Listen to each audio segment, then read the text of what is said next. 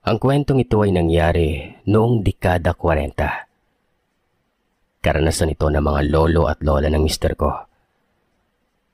Marahil ay itatago ko na lamang sila sa pangalang Lolo Ben at Lola Puring. Lahat ng mga ibabahagi kong kwento ay ikinuwento lamang din sa akin ng butihin kong asawa. Naisipan ko po itong isulat at ipadala sa inyong email dahil ito ay hango sa totoo nilang karanasan. Matagal na rin po akong tagapakinig ng mga true story sa channel mo. Ngayon lamang ako nagkaroon ng lakas ng loob na ipadala sa inyo itong kwento ni na Lolo Ben at Lola Puring. Ito ay karanasan nila patungkol sa mga aswang na manghahawa. Halos kakapanganak pa lamang umano ni Lola Puring sa kambal nilang anak nun. Gawa ng mahirap umano asikasuhin yung mga kambal ay hindi na raw malugaran ni Lola ang mga gawaing bahay. Dahil doon ay nagpasya silang kumuha ng 2 kasambahay.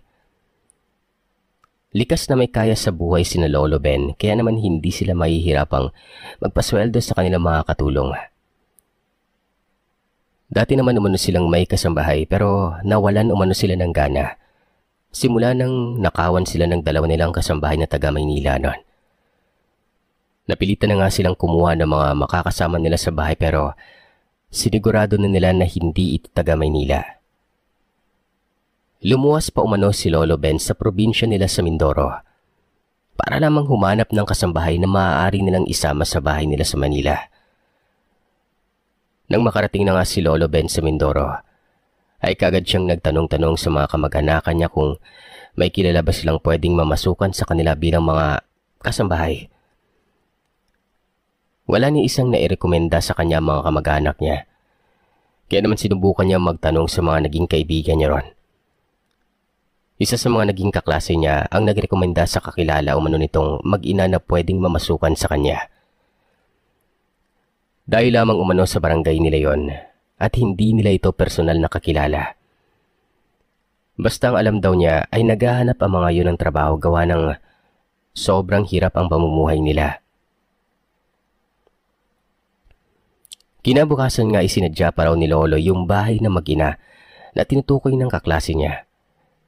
Isang maliit na barong-barong na kubo umano ang nadatnan ni Lolo noon. Medyo malayo-layo umano ito sa lahat ng mga bahay sa barangay na yon. Namumukod tangi lamang umano ang bahay na ito sa may bandang itaas ng bundok.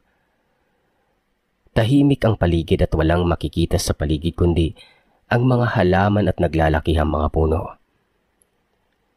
Hindi pa man daw nakakalapit sa bahay na yon si Lolo Ben nang biglang bumukas ang pintuan nito at lumabas doon ang isang ginang na siguro ay nasa late 50s na. Maya-maya ay lumabas din umano yung anak nitong babae na may nasa edad 20 pataas ton. Hindi na umano nagpatumpik-tumpik pa si Lolo Ben. Kaagad na nitong sinabi sa mag-ina ang pakay niya. Hindi naman umano nagdalawang isip ang mga yon na tanggapin ang offer niya. Ayon pa sa mag-ina, matagal na umano nilang pangarap na makarating sa Maynila.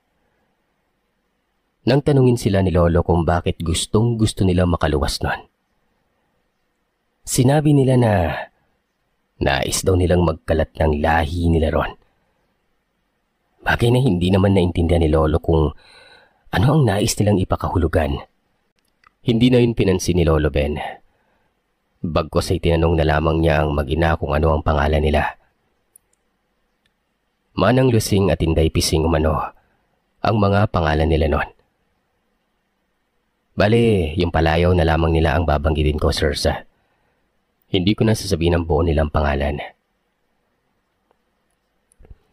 Noong umuwi na nga si Lolo ay sumama na sa kanya ang mag-ina. Maigit kalahating araw daw silang nagbiyahe bago sila makarating sa Maynila.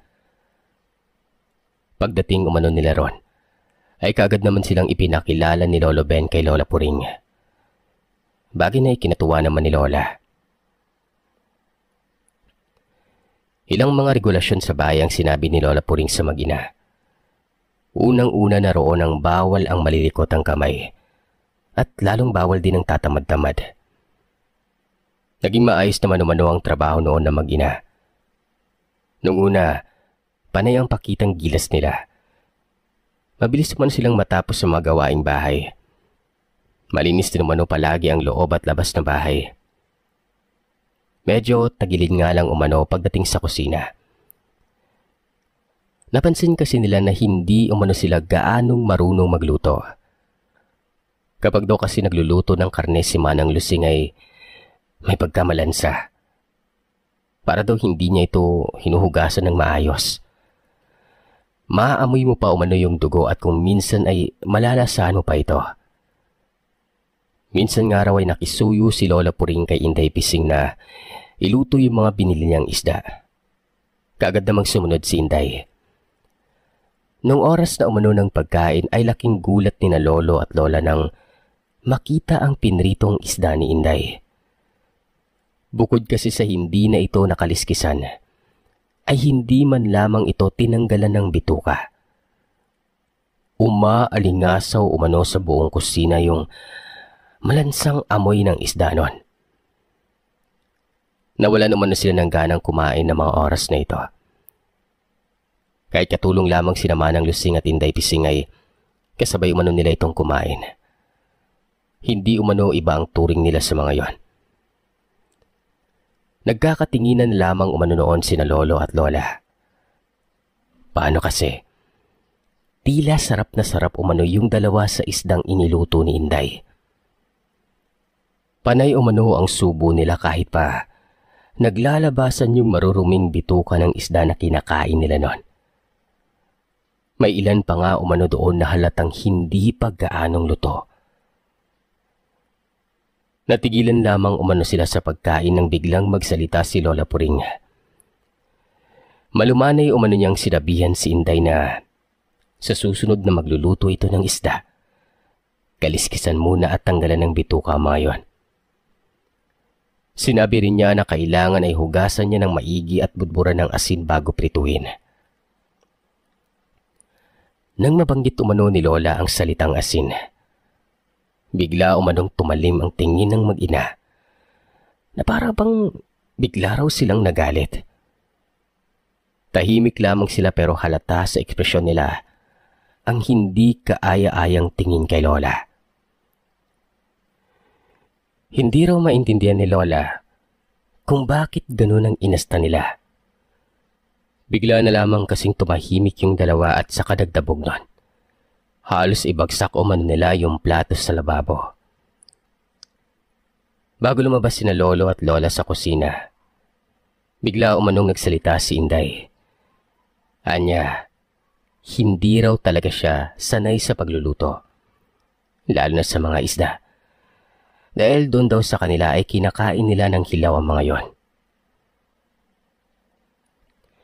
Napakunot noon na lamang umano sina Lolo at Lola matapos marinig ang sinabi nito. Hindi na raw nakapagsalita noon si Lola Puring. Hindi umano kasi niya maisip kung anong paraan ng pagkain na mag-ina ang tinutukoy nilang hilaw. Simula umano noon ay nagsalita na lamang sa pagluluto sina Lolo at Lola. Hindi na nila pinagluto yung mag-ina. Tanging mga gawain bahay na lamang ang ipinatrabaho nila sa mga yon. Isang gabi, nagising si Lola dahil sa mga ingay na narinig niya sa bandang kusina. Dali-dali umano siyang bumangon at dahil akala niya ay may mga nakapasok na namang pusa ron. Pagsilip umano niya sa kusina, ay gayon na lamang ang pagkagulat niya nang makita ang mag-ina na kumakain umano ng mga hilaw na karne ng baboy. Yun yung mga stock nila. Tinatago na iluluto sana niya sa kanilang tanghalian. Hindi umano siya nakatiis at lumapit na lamang siya sa mga yon. Nagulat pa umano ang mag-ina nang makita siyang papalapit. Tinanong uman niya ang mga ito kung bakit kinakain nila ng hilaw yung karne. Gayong pwede naman nila itong lutuin. Sumagot si Manang Lusing at sinabing nagutom raw kasi sila ng ganong oras. Hindi na umano sila nagluto dahil hindi naman daw nila alam kung paano yun lutuin. Lalong nagtaka itong si Lola Puring. Naitanong niya kung anong klaseng pagkain ba ang kinakain nila sa Mindoro. Doon na umano sumagot si Inday Pising. Anya, sa hirap umano ng buhay nila ron, ay hindi na sila nag-aabalang bumili ng sanggap sa pagluluto. Kinakain na lamang nila ng hilaw ang mga karne at isda, dahil yun naman umano ang nakasanayan nila. Isa pa ay madalang lang daw silang makakain ng mga ganong karne. Sa mga oras na yun ay nakaramdam pa ng awa si Lola Puring. Buong akala niya ay sobrang hirap talaga ng naging buhay na mag-ina sa probinsya. Hinayaan na lamang muna niya yung dalawa pero bago siyang malis sa kusina, sinabihan pa rin niya ang mga yun na masama sa kalusugan ng tao ang pagkain ng mga hilaw na karne at isda. Sinabi pa niya na okay lang naman umano sa kanya naturuan ang mag-ina ng tamang paraan sa pagluluto. Kinabukasan, hindi umano maintindihan ni Lola Puring kung bakit bigla na lamang siyang nagkaroon ng mataas na lagnat. Gayong hindi naman masama ang pakiramdam niya bago siya matulog noon. Dahil doon, hindi siya nakapamalengke. Lalo na't pati yung mga anak niyang kambal ay mayroon na ring sinat. Nang malaman umano ng mag-ina ang kalagayan ni Lola Puring, ay nagpresenta ang mga yon na sila na lamang ang magpupunta sa palengke. Payag naman umano siya kaagad dahil hindi raw niya talaga kayang tumayo gawa ng masakit pati mga kasukasuhan niya. Mabilis naman umanong nakapamalengke yung mag-ina. Marami silang pinamiling gulay at karne. Makalipas ang ilang minuto, ay lumabas daw mula sa kusina si Inday. May dala na umano itong mainit na sabaw na nasa mangkok.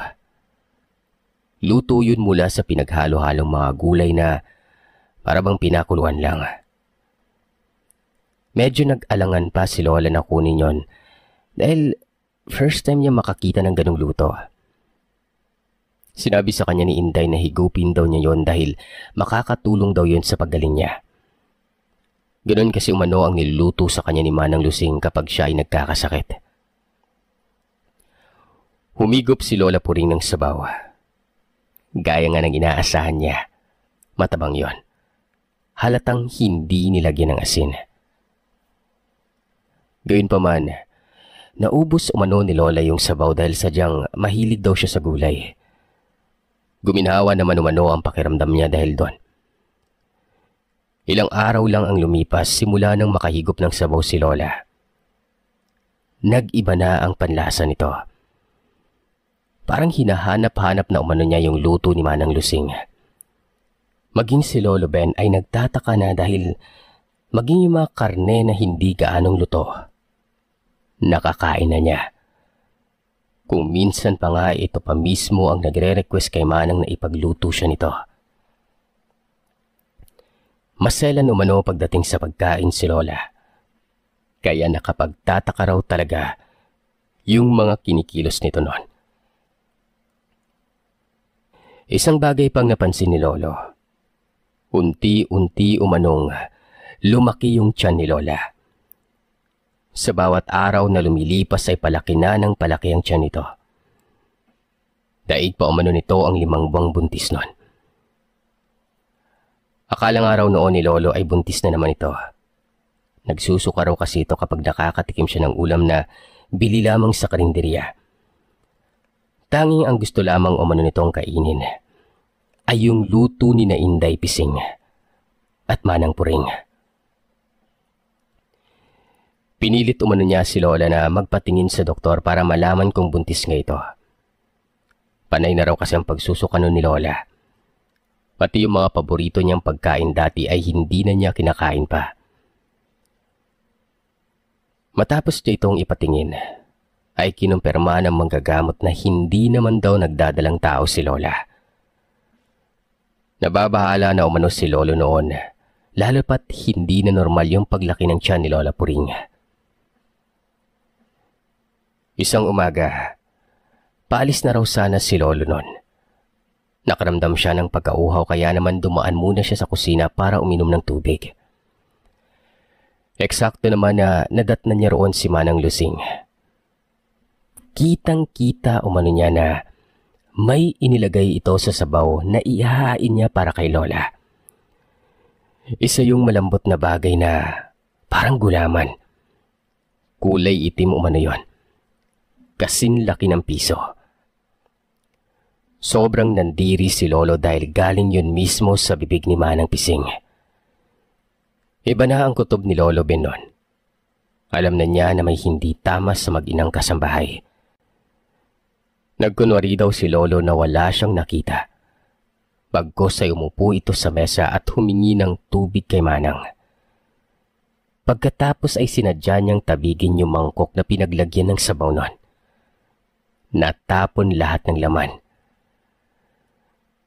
Sa isip-isip niya, hindi siya papayag na makain yun ni Lola. Sakto naman at dumating si Inday at siya na lamang ang naglinis ng natapong sabaw. Nagpaalam nang umalis si Lolo. Habang nasa daan umano siya, ay napakalalim ng iniisip niya. Nagdasal siya na sana ay hindi tama ang kutob niya nun. Dahil sa pagdadalawang isip ay nagpasya siyang umuwi na lamang ulit at huwag nang pumasok pa sa trabaho. Pagdating umano niya sa bahay, nakita niya si Inday Pising na nasa kabilang bahay nun. Doon sa kapitbahay nila. May hawak umano itong mangkok na puno ng sabaw.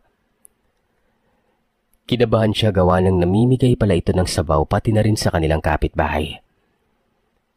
Lalapitan na raw sana niya ito upang tanungin ng biglang may lalaking kumatok sa kanilang gate.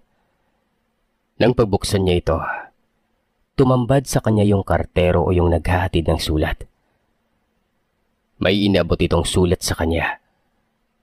Nang tingnan niya kung kanino ito galing ay nakita niyang galing ito doon sa kaklase niyang nagrekomenda kina Manang at Inday. Hindi pa uso noon ang mga telepono. Kaya naman sulat ang pangunahing paraan ng komunikasyon. Pagbukas umano ng sulat, ay gayon na lamang ang pagkapikla ni Lolo Ben. Nanginig umano ang mga kamay niya at kumakabog ang kanyang dibdib ng mga sandaling yon. Nakasulat daw kasi roon na nanghihingi ng pasensya sa kanya yung dati niyang kaklase dahil ang mga kasambahay umano na nairekomenda niya ay galing pala sa mga lahi ng aswang. Kailan lamang niya umano ito nalaman dahil ilan sa mga kabarangay nila na malapit sa mga yon ay nahawaan ng pagiging aswang. Binalaan pa sila nito na wag daw silang kakain ng iluluto nilang pagkain, lalo na kapag sabaw. Doon daw kasi nila ipinapadaan yung panghahawa na yon. Sa bandang dulo ng sulat ay nakalagay roon ang mga sinyalis na nagsisimula ng mahawaan ng isang tao. Una na roon ang pagkawala ng mga gana nito sa mga lutong pagkain ng normal. Pangalawa ay kakain daw ito ng mga hilaw na pagkain tulad ng isda at karne. At ang pinakahuli umano, lolobo ang tiyan nito. Lahat ng mga nakasulat na sinyalis doon ay nararanasan ni Lola noon. Bagay na lalong ikinatakot ni Lolo. Dali-dali siyang pumasok sa loob ng bahay para puntahan si Lola. Dumiretso siya sa kwarto pero wala roon si Lola. Tanging yung mga anak nilang kambalang naroroon at mahimbing na natutulog. Patakbo umano niyang tinungo ang kusina at doon ay nadatnan niya ito. Para umanong nawalan ng lakas sa mga tuhod niya. Nanlambot siya nang makitang kumakain ng hilaw na karne si Lola Puring. At tila ba nasasarapan ito ng husto sa mga kinakain niya. Hindi umano alam ni Lolo kung anong gagawin niya nun. Sa nakikita niya'y palala ng palala ang nangyayari kay Lola. Inawat niya umano ito sa pagkain noon pero hindi umano ito nagpaawat. Saglit muna siyang iniwan ni Lolo para humanap ng magaling na albularyo na may kinalaman sa mga aswang na mga hawa. Napakahirap umano humanap ng mga ganon, lalo pat nasa Maynila siya. Ilan lamang umano ang mga naniniwala sa mga albularyo at mga aswang. Karamihan nga raw ng natatanungan niya, tinatawanan lamang siya. Hanggang sa isang matandang lalaki ang natanungan niya. Itong nagturo sa kanya kung saan nakatira ang magaling na albularyo na kilala nito. Taga Quiapo umano yon. At ayon sa sabi-sabi ng matanda, ilang yanggaw na rin ang napagaling nito. Hindi na siya nagdalawang isip na punta nito. Magtatakip silim na ng matuntun niya ang tirahan.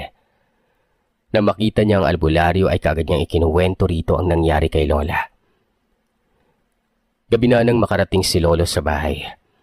Kasama na umano niya noon ang albularyo. Kakapasok pa lamang umano nila sa bahay nang marinig ni Lolo ang iyak ng isa sa mga anak nilang kambal. Kagad naman umanong nagpunta sa kwarto si Lolo. Napasigaw siya nang makita na kinakagat ni Lola Puring ang braso ng isa sa kambal nun. Mabuti na lamang at kaagad niya itong naawat. Bakas na bakas umano yung ngipin ni Lola sa braso ng bata. Parang wala na raw umano ito sa sarili.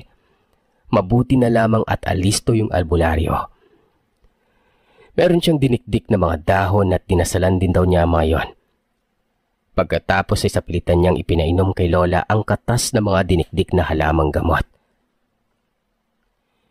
Ilang minuto lang, nanlambot si Lola Puring. Pagkatapos ay bigla na lamang itong nagsuka. Kulay itim yung isinuka niya. Malagkit na likido na sobrang baho.